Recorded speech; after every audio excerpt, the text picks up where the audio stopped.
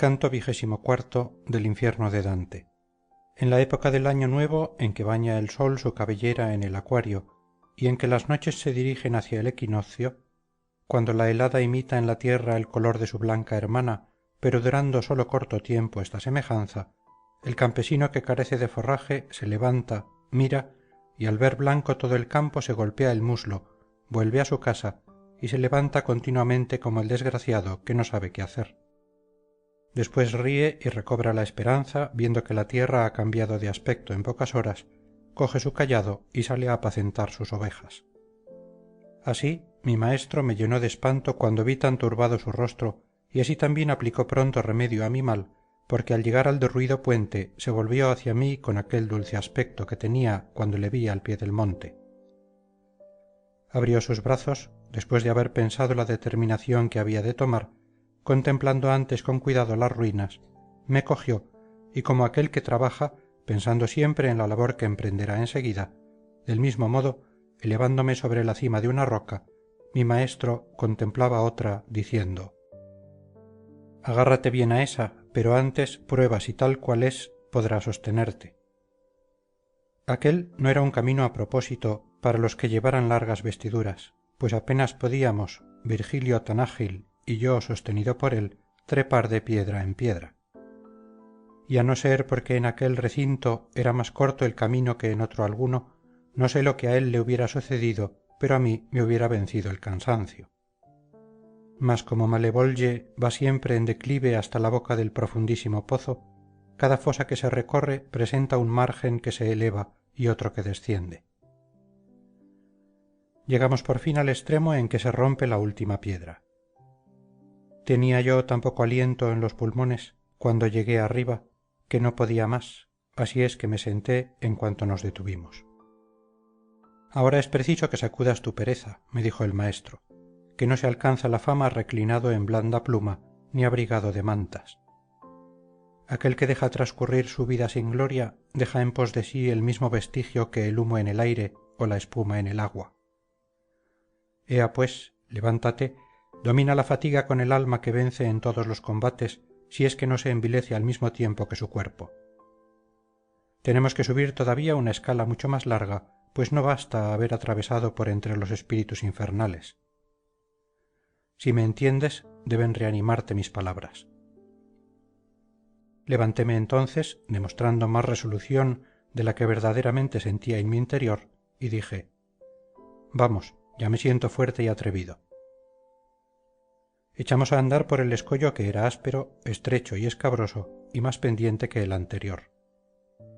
Iba hablando para no parecer débil, cuando oí una voz que salía de la otra fosa, articulando palabras ininteligibles. No sé lo que dijo, a pesar de encontrarme en la cima del arco que pasaba por allí, pero el que hablaba parecía conmovido por la ira. Yo me había inclinado, pero los ojos de un vivo no podían distinguir el fondo a través de aquella oscuridad, por lo cual dije: maestro, haz por llegar al otro recinto y descendamos este muro, porque desde aquí oigo y no comprendo nada. Miro hacia abajo y nada veo. Te responderé, me dijo, haciendo lo que me dices. Cuando la petición es justa, debe satisfacerse en silencio.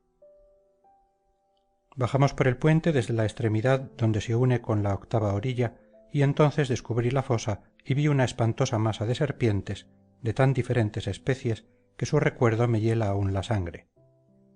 Dejé la Libia de vanagloriarse con sus arenas que producen chelidros, yaculis y fares, e hidras y anfisbenas. Cesen la Etiopía y el país que está sobre el mar rojo de ostentar sus pestes y los malignos efectos de éstas. A través de aquella espantosa y cruel multitud de reptiles corrían gentes desnudas y aterrorizadas, sin esperanza de encontrar refugio o heliotropía.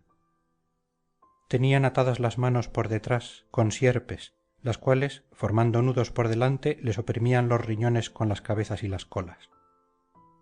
Y he aquí que uno de aquellos desgraciados que estaba cerca de nosotros fue mordido por una serpiente en el punto en que el cuello se une a los hombros, y en el breve tiempo que se necesita para escribir una O y una I, se encendió, ardió y cayó reducido a cenizas.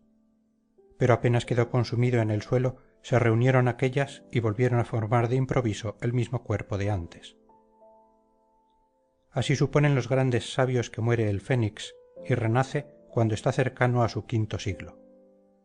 No se alimenta de hierba ni de trigo durante su vida, sino de amomo y lágrimas de incienso, y su último nido está formado por nardo y mirra. Y como aquel que cae y no sabe cómo, a impulsos del demonio que lo arroja en el suelo o por alguna opresión producida por su temperamento enfermizo, cuando se levanta se queda asombrado de la cruel angustia que ha sufrido y suspira al mirar en torno suyo, así se levantó el pecador ante nosotros. Oh, cuán severa es la justicia de Dios que hace estallar su cólera por medio de tales golpes.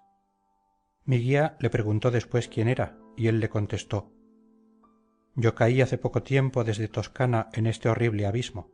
La vida salvaje me agradó más que la humana. Fui lo mismo que un mulo. Soy Vanni Fucci, el bestia, y Pistoia fue mi digno cubil. Entonces dije a mi guía: dile que no huya y pregúntale qué delito le ha precipitado aquí. Yo le conocí ya hombre colérico y sanguinario. El pecador, que me oyó, no se ocultó, sino que dirigió hacia mí atentamente su mirada y se cubrió su rostro de triste vergüenza.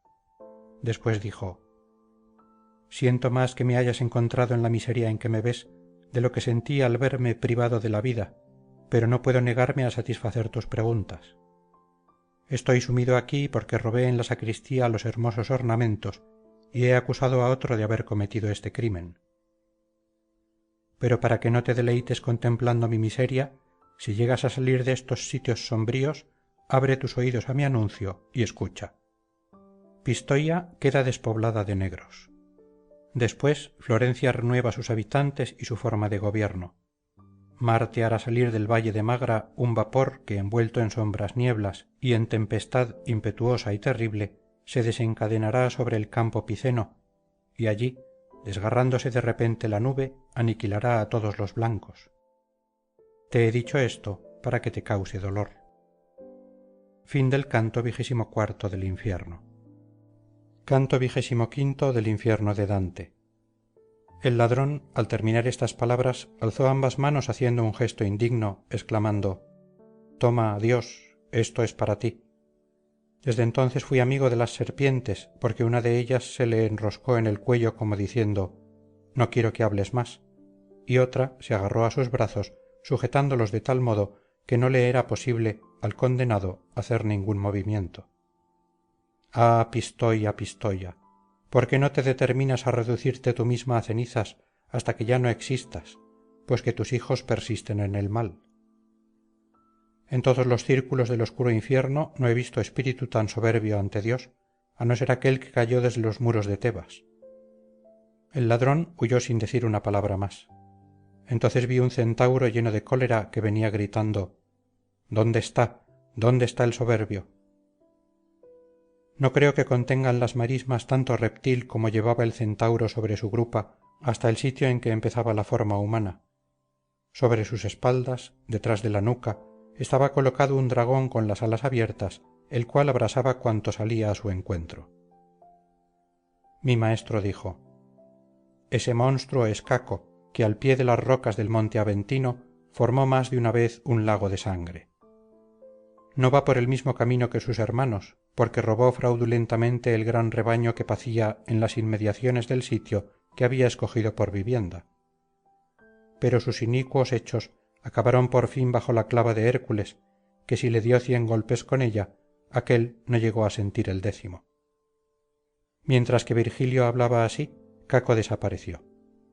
Al mismo tiempo que se acercaban 3 espíritus por debajo del margen donde nos encontrábamos, de lo cual no nos apercibimos ni mi guía ni yo, hasta que les oímos gritar: ¿quiénes sois? Cesó entonces nuestra conversación y fijamos nuestra atención en ellos. Yo no les conocía, pero sucedió, como suele acontecer algunas veces, que el uno tuvo necesidad de llamar al otro diciéndole: chanfa, ¿dónde te has metido? Y yo, a fin de que estuviese atento mi guía, me puse el dedo entre la nariz y la barba. Ahora, lector, si se te hace difícil creer lo que te voy a decir, no será extraño, porque yo que lo vi apenas lo creo. Mientras estaba contemplando a aquellos espíritus, se alzó una serpiente con 6 patas sobre uno de ellos, agarrándosele enteramente. Con la pata de en medio le oprimió el vientre y con las de delante los brazos, y después le mordió en ambas mejillas.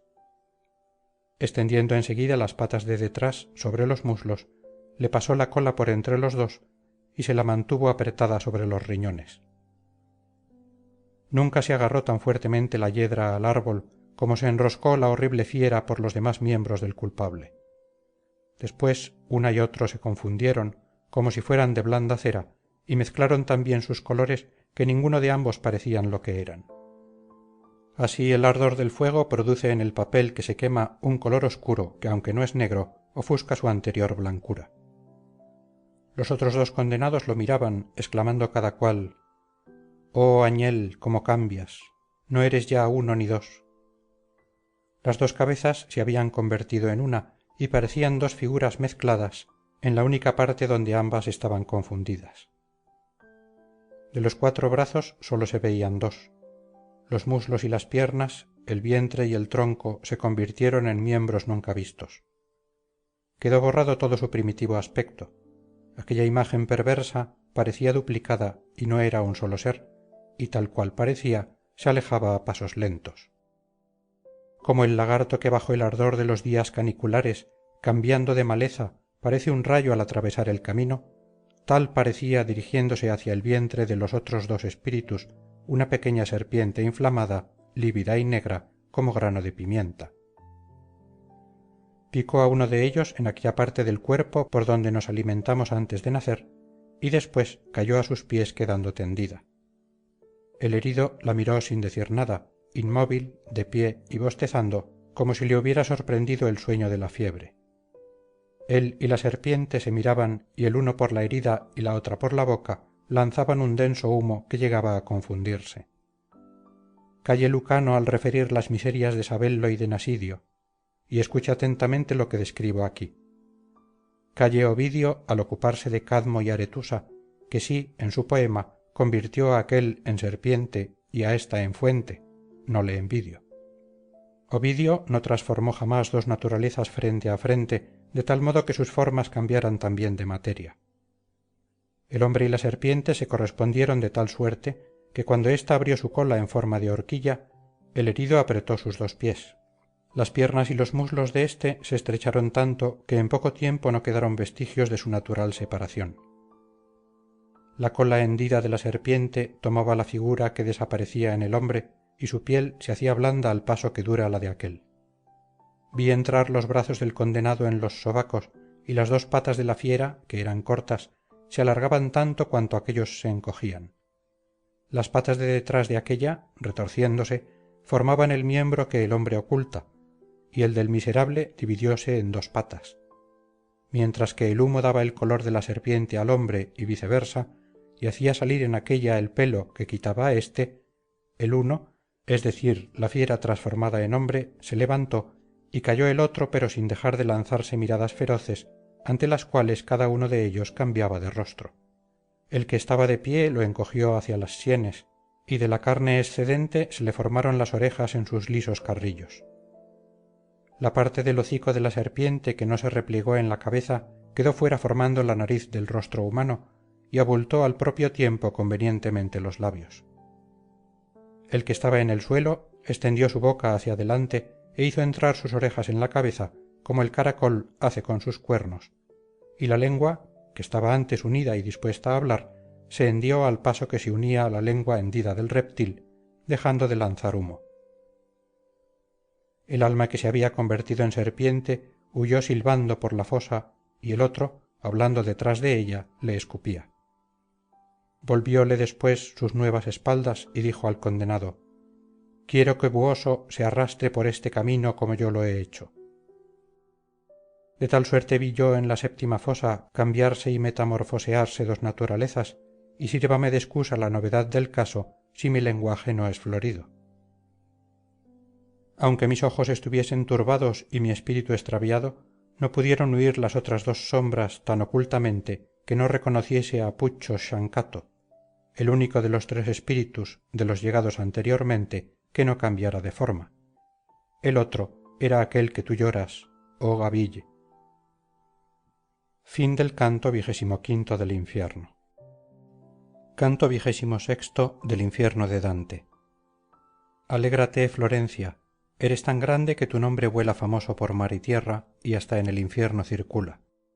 Entre los ladrones he encontrado 5 de tus ciudadanos, lo cual me ha causado vergüenza, y a ti no te ha honrado mucho. Si los sueños de la mañana son los más verdaderos, dentro de poco tiempo conocerás los daños que Prato y los otros te desean. Si ya te hubiese herido la desgracia, no habría sido prematuramente. Venga, pues, puesto que debe venir, que más me contristará cuanto más viejo me vuelva. Partimos y subimos por los mismos escalones que las rocas nos habían formado para bajar, arrastrándome tras sí mi guía.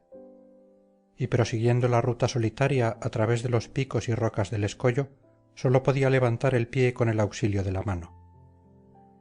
Entonces me afligí, y aún me aflijo ahora, cuando se presenta a mi imaginación lo que vi, y refreno mi espíritu más de lo que acostumbro para que no se aventure tanto que deje de guiarlo la virtud, porque si mi buena estrella u otra influencia mejor me ha dado algún ingenio, no quiero yo mismo envidiármelo.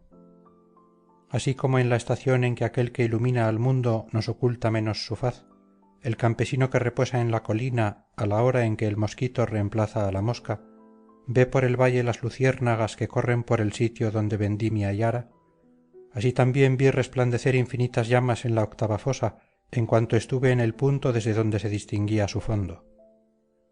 Y como aquel a quien los osos ayudaron en su venganza vio partir el carro de Elías cuando sus caballos subían al cielo, de tal modo que no pudiendo sus ojos seguirlo, sólo distinguían una ligera llama elevándose como débil nubecilla, así también se agitaban las llamas en lo profundo de la fosa, encerrando cada una un pecador, pero sin manifestar lo que ocultaban. Paréme en el puente para contemplar aquel espectáculo, y a no haberme agarrado a un trozo de roca próximo hubiera caído sin ser empujado.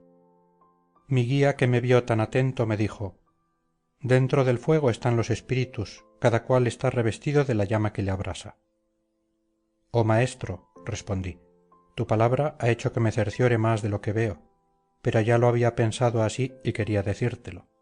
Mas dime, ¿quién está en aquella llama que se divide en su parte superior y parece salir de la pira donde fueron puestos Eteocles y su hermano?» Me contestó: «Allí dentro están torturados Ulises y Diomedes, sometidos a la misma pena por haberse entregado a la misma cólera. En esa llama se llora también el engaño del caballo de madera que fue la puerta por donde salió la hermosa raza de los romanos. Llórase también el artificio por el que Deidamia, aun después de muerta, se lamenta de Aquiles, y se sufre además el castigo por el robo del Palladium. Si es que pueden hablar en medio de las llamas, dije yo, maestro, te pido y te suplico, y así mi súplica valga por 1000, que me permitas esperar que esa llama dividida llegue hasta aquí. Mira cómo arrastrado por mi deseo me abalanzo hacia ella». A lo que me contestó: «Tu súplica es digna de alabanza y yo la acojo, pero haz porque tu lengua se abstenga de hablar. Déjame a mí, pues comprendo lo que quieres, y quizá ellos, siendo griegos, se desdeñarían de contestarte». Cuando la llama estuvo cerca de nosotros y mi guía juzgó el lugar y el momento favorables, le oí hablar en estos términos: «Oh vosotros que sois dos en un mismo fuego, si he merecido vuestra gracia durante mi vida, si he merecido de vosotros poco o mucho cuando escribí mi gran poema en el mundo, no os alejéis. Antes bien, dígame uno de vosotros dónde fue a morir, llevado de su valor». La punta más elevada de la antigua llama empezó a oscilar murmurando como la que agita el viento.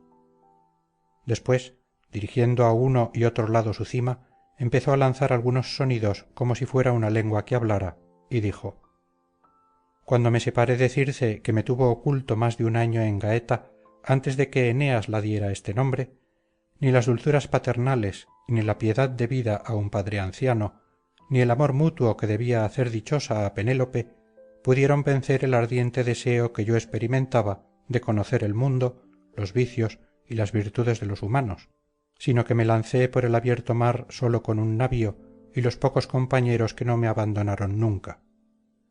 Vi una y otra costa hasta la España, hasta Marruecos y la isla de los Sardos y las demás que baña aquel mar en torno.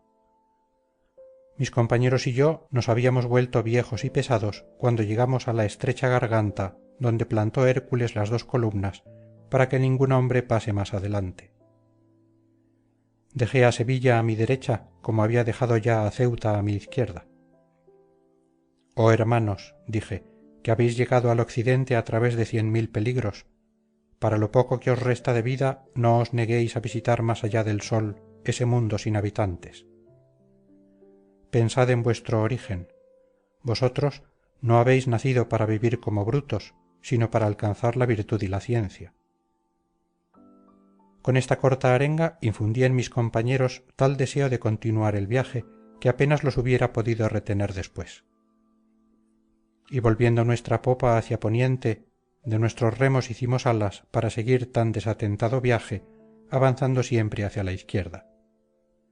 La noche veía ya brillar todas las estrellas del otro polo y estaba el nuestro tan bajo que apenas parecía salir fuera de la superficie de las aguas.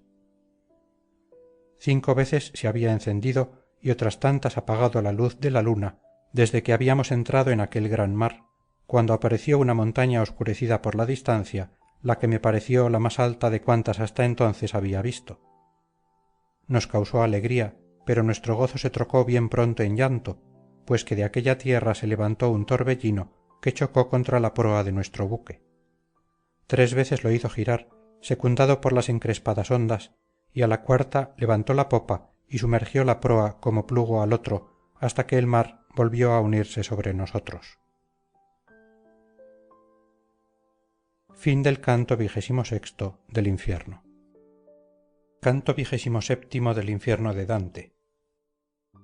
Ya se había quedado derecha inmóvil la llama para no decir nada más, y ya se iba alejando de nosotros con permiso del dulce poeta, cuando otra que seguía detrás nos hizo volver la vista hacia su punta por el confuso rumor que se escapaba de ella.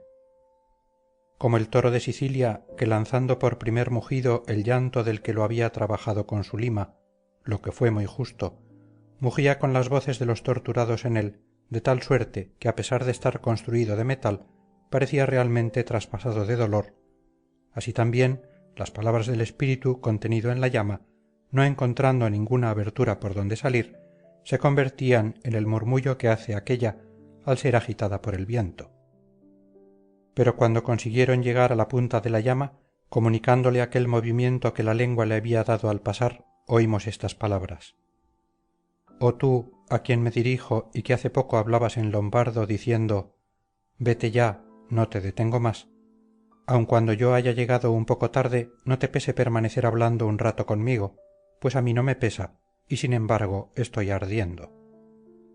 Si acabas de caer en este mundo sin luz, desde la dulce tierra latina donde he cometido todas mis faltas, dime si los romañolos están en paz o en guerra, porque fui de las montañas que están entre Urbino y el nacimiento del Tíber». Yo escuchaba aún atento e inclinado cuando mi guía me tocó, diciendo: «Habla tú, ese es latino». Y yo, que tenía la respuesta preparada, empecé a hablarle así sin tardanza: «Oh alma, que estás escondida ahí debajo, tu Romanía no está ni estuvo nunca sin guerra en el corazón de sus tiranos, pero no he dejado guerra manifiesta al venir. Rávena está como hace muchos años. El águila de Polenta anida allí y cubre aún a Cervia con sus alas. La tierra que sostuvo tan larga prueba y contiene sangrientos montones de cadáveres franceses se encuentra en poder de las garras verdes, y el mastín viejo y el joven de Berrucchio, que tanto daño hicieron a montaña, siguen ensangrentando sus dientes donde acostumbraban. La ciudad del Lamone y la ciudad de Santerno están dirigidas por el leoncillo de blanco cubil que del verano al invierno cambia de partido. Y aquella que está bañada por el Sabio vive entre la tiranía y la libertad, lo mismo que vive entre la llanura y la montaña. Ahora te ruego que me digas quién eres, no seas más duro de lo que lo han sido contigo, así pueda tu nombre durar eternamente en el mundo».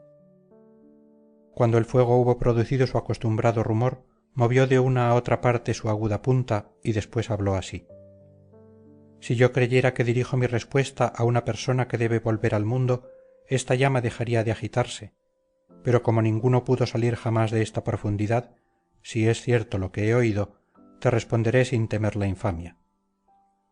Yo fui hombre de guerra y luego franciscano, creyendo que con este hábito expiaría mis faltas, y mi creencia hubiera tenido ciertamente efecto si el gran sacerdote, a quien deseo todo mal, no me hubiese hecho incurrir en mis primeras fallas. Quiero que tú sepas cómo y por qué. Mientras conservé la forma de carne y hueso que mi madre me dio, mis acciones no fueron de león sino de zorra.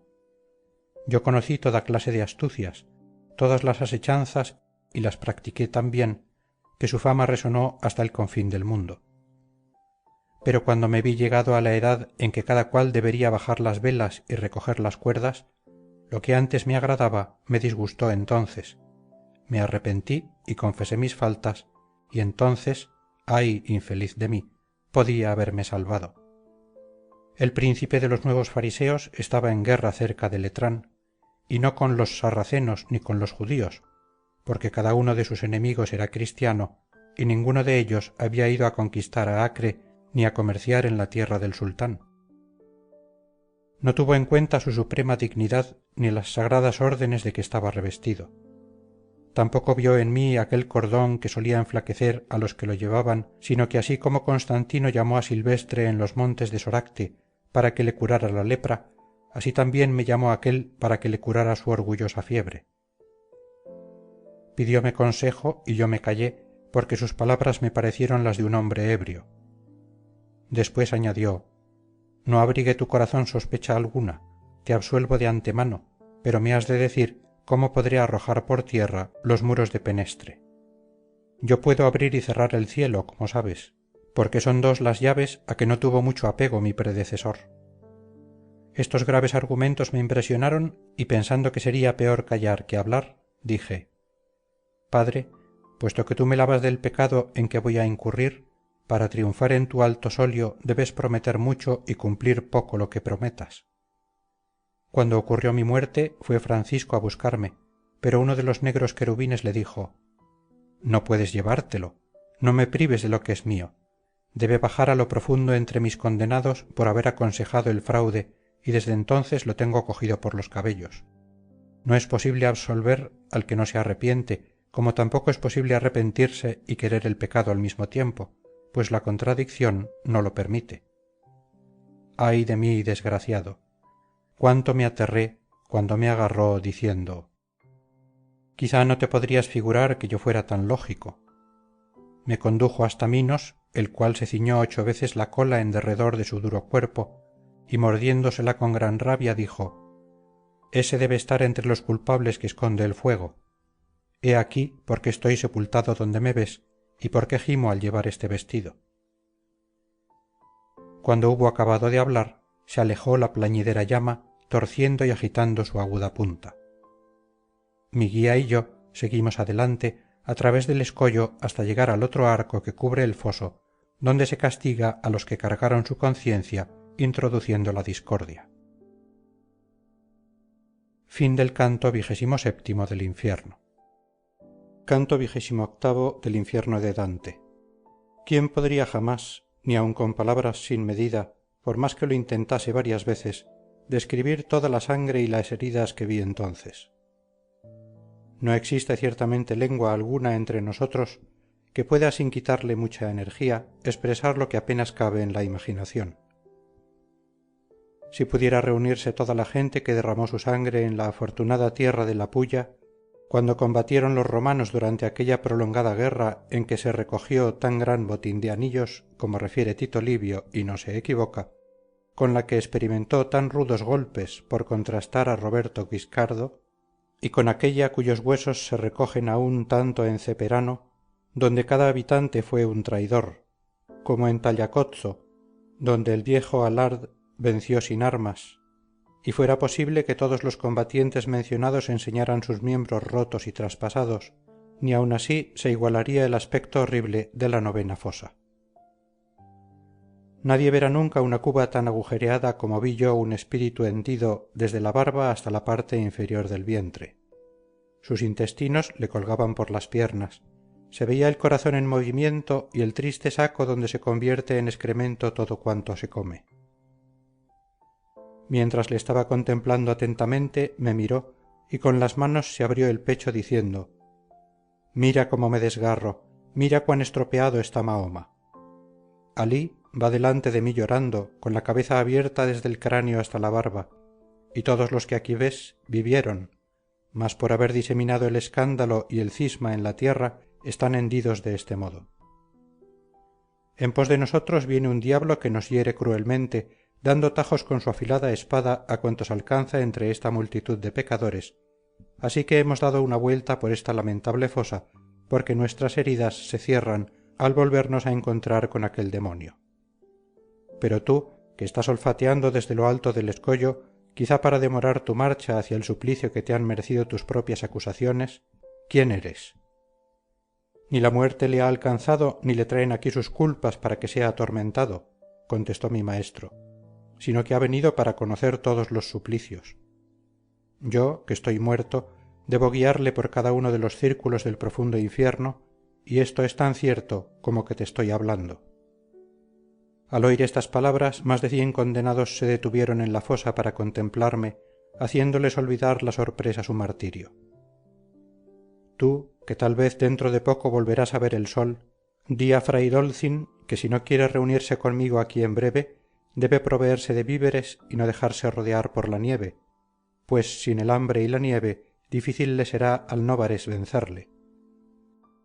Mahoma me dijo estas palabras después de haber levantado un pie para alejarse. Cuando cesó de hablar, lo fijó en el suelo y partió. Otro, que tenía la garganta atravesada, la nariz cortada hasta las cejas y una oreja solamente, se quedó mirándome con asombro con los demás espíritus, y abriendo antes que ellos su herida, que estaba rodeada de sangre por todas partes, dijo: «Oh tú, a quien no condena culpa alguna, y a quien ya vi allá arriba en la tierra latina, si es que no me engaña alguna gran semejanza. Acuérdate de Pedro de Medicina. Si logras ver de nuevo la agradable llanura que va desde Vercelli a Marcabó, y haz saber a los 2 mejores de Fano, a Meser Guido y también a Angiolello, que si la previsión no es aquí vana, serán arrojados fuera de su bajel y ahogados cerca de la Católica por la traición de un tirano desleal.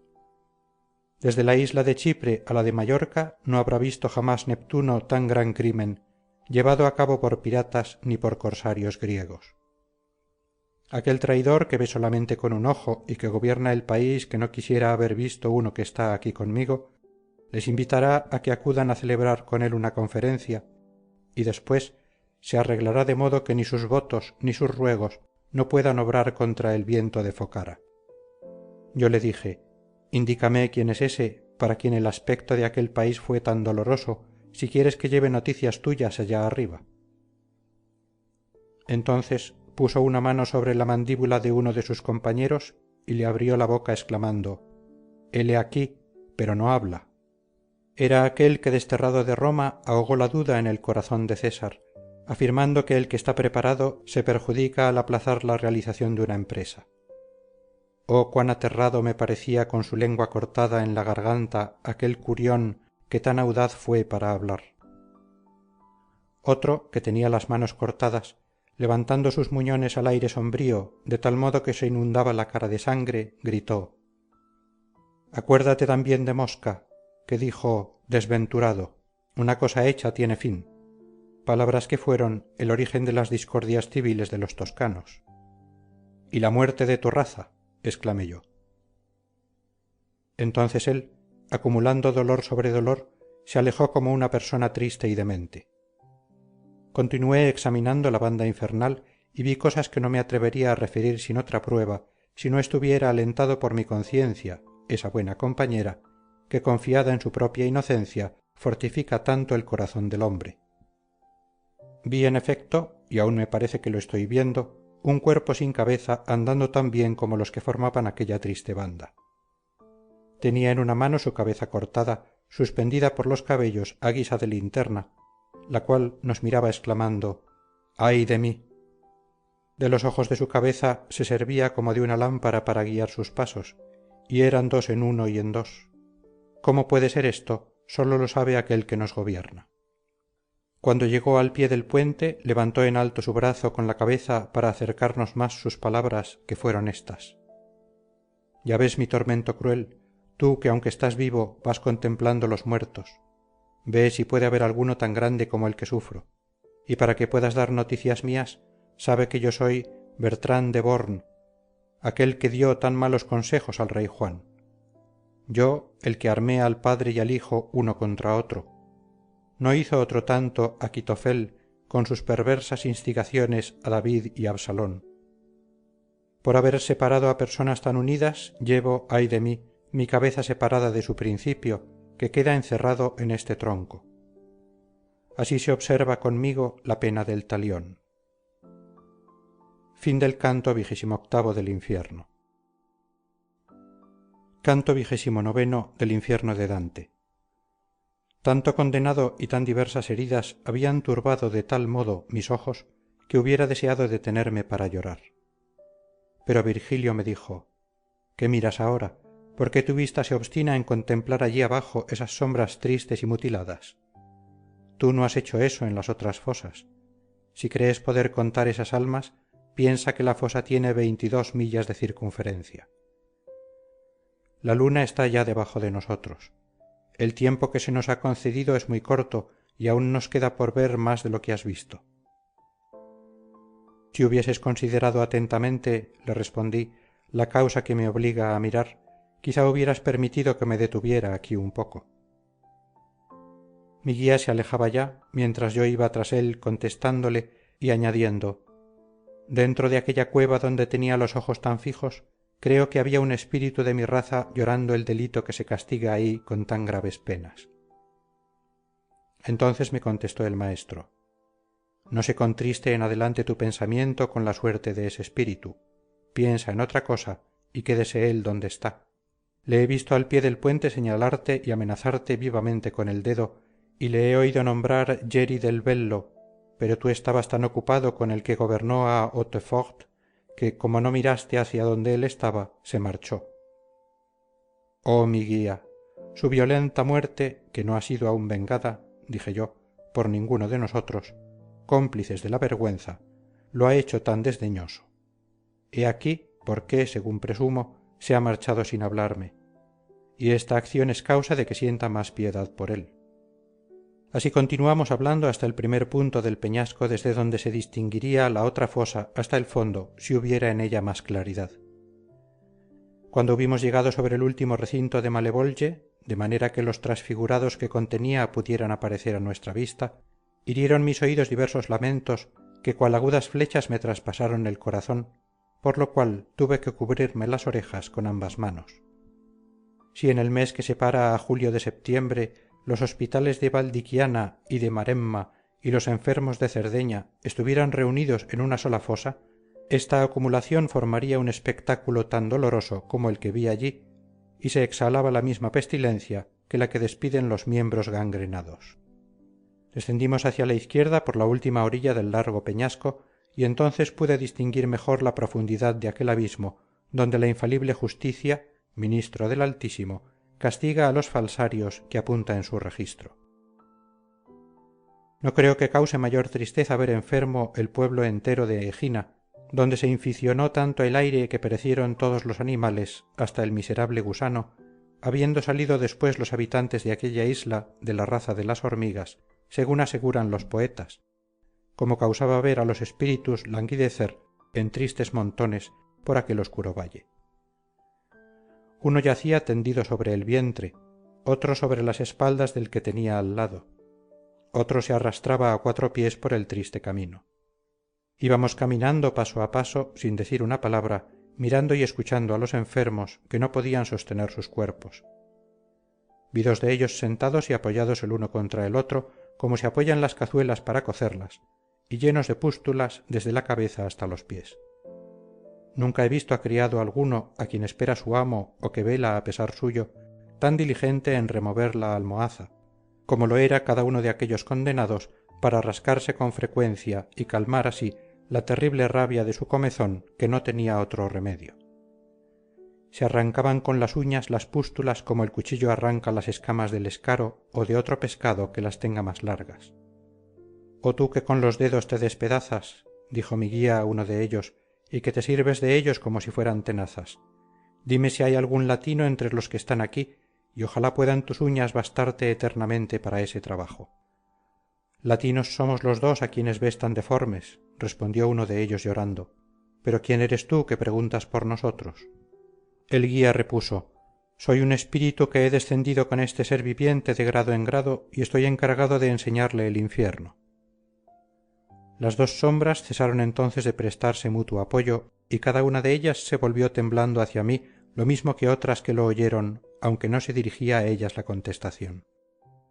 El buen maestro se me acercó diciendo: «Diles lo que quieras», y ya que él lo permitía, empecé de esta manera: «Que vuestra memoria no perezca en el mundo, que es el primer albergue del alma humana, antes bien viva por muchos años. Decidme quiénes sois y de qué nación. No tengáis reparo en franquearos conmigo, sin que os lo impida vuestro insoportable y vergonzoso suplicio». «Yo fui de Arezzo», respondió uno, «y Alberto de Siena me condenó a las llamas. Pero la causa de mi muerte no es la que me ha traído al infierno».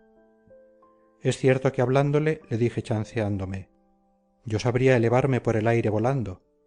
Y él, que era curioso y de pocos alcances, quiso que yo le enseñase aquel arte, y tan solo porque no le convertí en dédalo, me hizo quemar por aquel que le tenía por hijo.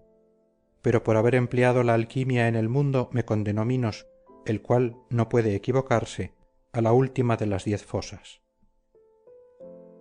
Yo dije al poeta: ¿ha existido alguna vez en el mundo pueblo tan necio como el sienés? No, por cierto, ni aun el mismo pueblo francés lo es tanto. Entonces el otro leproso que me oyó contestó a mis palabras: exceptúa a Stricca, que supo hacer tan moderados gastos, y a Niccolò, que fue el primero que descubrió la costuma rica del clavo de especia en la ciudad donde hoy es tan común su uso. Exceptúa también la sociedad en que malgastó Caccia d'Asciano sus viñas y sus bosques, y en la que Abbagliato demostró hasta dónde llegaba su juicio. Pero para que sepas quién es el que de este modo te secunda contra los sienenses, fija en mí tus ojos a fin de que mi rostro corresponda al deseo que tienes de conocerme, y podrás ver que soy la sombra de Capocchio, que falsificó los metales por medio de la alquimia, y debes recordar, si es que te he reconocido, que fui naturalmente un buen imitador. Fin del canto 29 del infierno. Canto 30 del infierno de Dante. En aquel tiempo en que Juno, por causa de Semele, estaba irritada contra la sangre tebana, de que dio pruebas una y otra vez, Atamante se volvió tan insensato que al ver acercarse a su mujer, llevando de la mano a sus 2 hijos, exclamó: «Tendamos las redes de modo que yo coja a su paso a la leona y a sus cachorros». Y después extendió sus despiadadas garras, y cogiendo a uno de ellos, que se llamaba Learco, le hizo dar vueltas en el aire y lo estrelló contra una roca. La madre se ahogó con el hijo restante. Cuando la fortuna batió la grandeza de los troyanos, que a todo se atrevían hasta que el reino fue destruido juntamente con el rey, la triste Hécuba, miserable y cautiva, después de haber visto a Polixena muerta y el cuerpo de su Polidoro tendido a la orilla del mar, quedó con el corazón tan desgarrado que fuera de sí empezó a ladrar como una perra, de tal modo la había trastornado el dolor. Pero ni los tebanos ni los troyanos furiosos demostraron tanta crueldad en torturar animales o cuerpos humanos como la que vi en 2 sombras desnudas y pálidas que corrían mordiéndose como el cerdo cuando se escapa de su pocilga.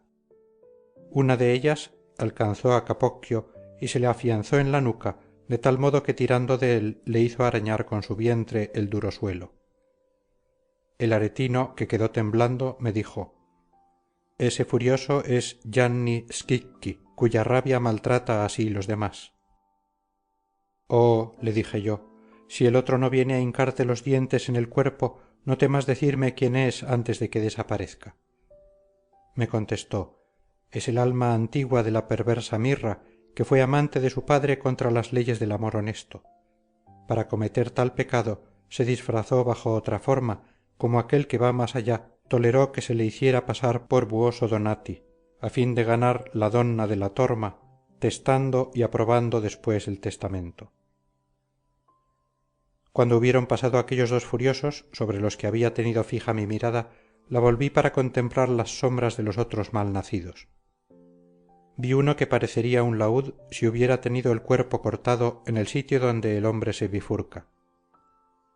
La pesada hidropesía, que hace los miembros tan desproporcionados, a causa del humor que se convierte en maligna sustancia, que el rostro no corresponde al vientre, le obligaba a tener la boca abierta, pareciéndose al ético que cuando está sediento aproxima uno de sus labios a la barba y otro a la nariz. Vosotros que no sufrís pena alguna, y yo no sé por qué, en ese mundo miserable, mirad y estad atentos al infortunio de maese Adam. Yo tuve en abundancia todo cuanto deseé, y ahora, ay de mí, sólo deseo una gota de agua. Los arroyuelos que desde las verdes colinas del Casentín descienden hasta el Arno, trazando frescos y apacibles cauces, están continuamente ante mi vista, y no en vano, pues su imagen me reseca más que el mal que descarna mi rostro. La rígida justicia que me castiga se sirve del mismo lugar donde he pecado para hacerme exhalar más suspiros. Allí está Romena, donde he falsificado la moneda acuñada con el busto del Bautista, por lo que he dejado en la tierra mi cuerpo quemado. Pero si yo viese aquí el alma criminal de Guido o la de Alejandro o la de su hermano, no cambiaría el placer de mirarlos a mi lado ni aun por la fuente Branda. Una de ellas está ya aquí dentro, si es cierto lo que dicen las coléricas sombras de los que giran por estos sitios. Pero ¿qué me importa si tengo encadenados mis miembros? Si a lo menos fuese yo tan ágil que en 100 años pudiera andar una pulgada, ya me habría internado por el sendero, buscándola entre esa gente deforme, a pesar de que la fosa tiene 11 millas de circunferencia y no menos de media milla de ancho. Por su causa me veo entre estos condenados. Ellos me indujeron a acuñar los florines que tenían 3 quilates de liga. A mi vez le dije: ¿quiénes son esas miserables sombras que despiden vapor como en el invierno una mano mojada y que tan unidos yacen a tu izquierda? Aquí los encontré, respondióme, cuando bajé a este abismo, y desde entonces ni se han movido ni creo que se muevan jamás. Una de ellas es la falsa que acusó a José, la otra es la del falso Simón, griego de Troya, que en su ardiente fiebre lanzan ese vapor fétido y denso. Uno de ellos, indignado quizá porque se le daba aquel nombre infame, le golpeó con el puño en su endurecido vientre haciéndoselo resonar como un tambor.